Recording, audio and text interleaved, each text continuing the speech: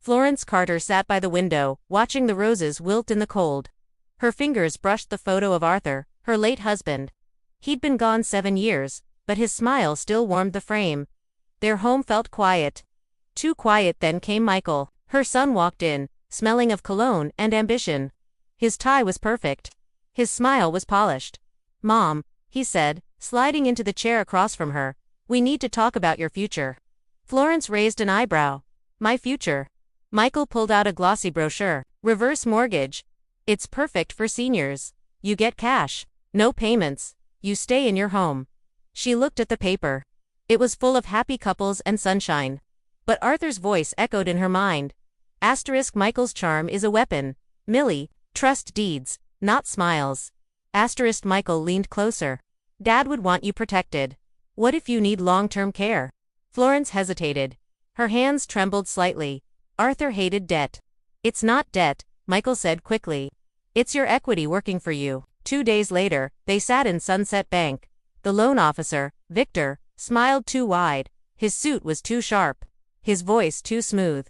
"Just sign here, Mrs. Carter," he said, tapping the papers. Florence stared at the dotted line. The words blurred. Her pen hovered. Michael touched her shoulder. "You're safe now," she signed. Victor glanced at Michael. A flicker passed between them.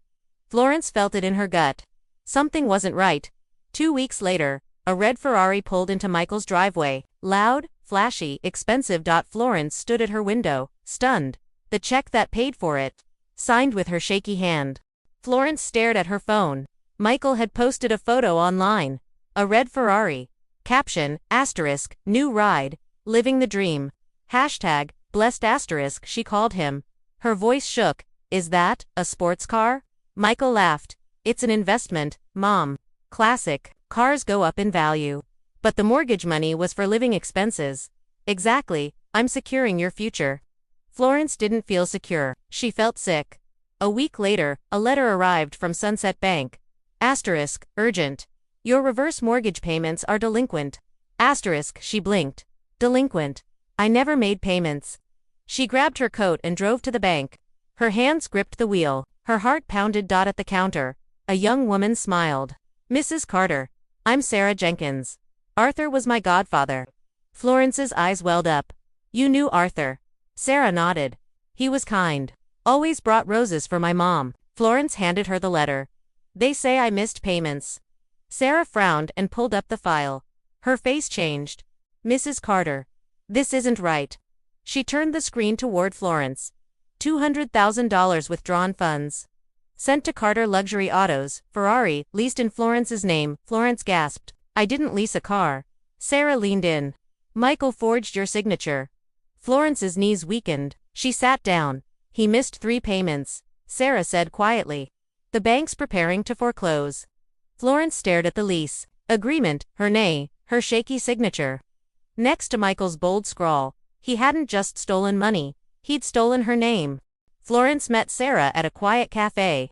The tea steamed between them. Florence's hands trembled. Sarah slid a folder across the table. "I found these," she said softly. Inside were notes, scribbles, practice signatures. Michael's handwriting, over and over, trying to copy Florence's name. There were texts too. * Mom's too trusting. She never notice. ***, Victor's got it covered. We're golden. * Florence's heart sank. "He planned this." Sarah nodded. "He's done it before. You're not the first." Florence looked up. "What do you mean?" "Victor approves. Fake loans. Michael finds lonely seniors. They split the money." Florence's voice cracked. "Arthur would be ashamed." Sarah leaned in. "We can stop them, but we need proof."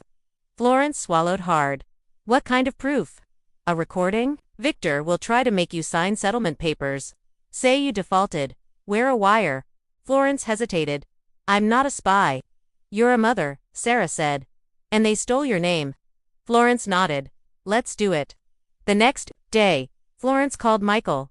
"I'll sign whatever you want. Just save the house." He sounded relieved. "Smart move, Mom." At Sunset Bank, Victor greeted her with his usual grin. "Just sign here," he said. "Admit you missed payments. We'll stop foreclosure." Florence's voice was steady. "I just want peace." Victor smiled. Michael's handling everything. Michael leaned against the wall. She won't fight. She thinks I'm her good boy. Victor chuckled. The Ferrari's in her name. If she defaults, we seize it. Florence's stomach turned. She looked at her son. His face was calm, cold. You'd steal my house? She asked. Michael shrugged. It's just business, Mom. She didn't cry, she didn't scream. She just pressed stop on the recorder in her purse. Florence sat in her car outside Sunset Bank. Her hands were steady. Her heart WASN. Single quotes T. Inside. Police waited. Sarah stood beside them, holding the recording. Michael walked in, confident. Victor followed, still smiling. Then the officer stepped forward. Michael Carter, one said. You're under arrest for forgery and elder fraud. Michael froze. What? This is a mistake. Sarah pressed play. The recording echoed through the room. Asterisk, she won't fight. She thinks I'm her good boy. Asterisk, asterisk, the Ferrari's in her name. If she defaults, we seize it. Asterisk, Victor turned pale. I didn't know you knew, Sarah said. You signed off. Handcuffs clicked. Michael's eyes met Florence's. Mom, please, he whispered. Don't let them do this. Florence didn't speak. She just looked at him. The headlines came fast. Asterisk, son steals $200,000 from mom. Buys Ferrari. Asterisk, asterisk, widow fights back. He stole my name. Not just money. Asterisk, Florence sat at home, watching the news. Her phone rang. Michael's voice was small. Mom, please drop the charges. I'll lose everything. You already did, she said. You lost your integrity. Court papers revealed the full plan. Michael had wanted her to default. He'd planned to seize the house, sell it to a developer, make a profit. Florence stared at the documents. Arthur had warned her, but he hadn't told her how much it would hurt. She touched his photo. You were right, she whispered, but I had to learn the hard way. Outside, the roses began to bloom again. The courtroom was quiet. Florence sat in the front row. Her hands were folded. Her heart was steady. Michael stood before the judge. His suit was wrinkled. His voice was low. I pled guilty, he said. The judge nodded. 5 years probation, 200 hours of service. Victor wasn't so lucky. 3 years in prison.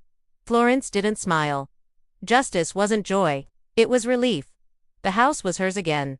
The papers were cleared. The foreclosure reversed. Then came the Ferrari. The court ruled. Vehicle belongs to Florence Carter.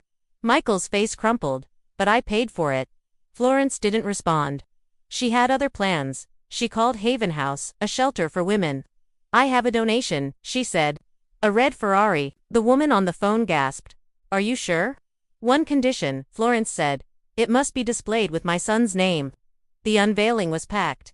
Cameras flashed. Reporters scribbled. Florence handed over the keys. This car, she said, was bought with greed. Now it will fund hope.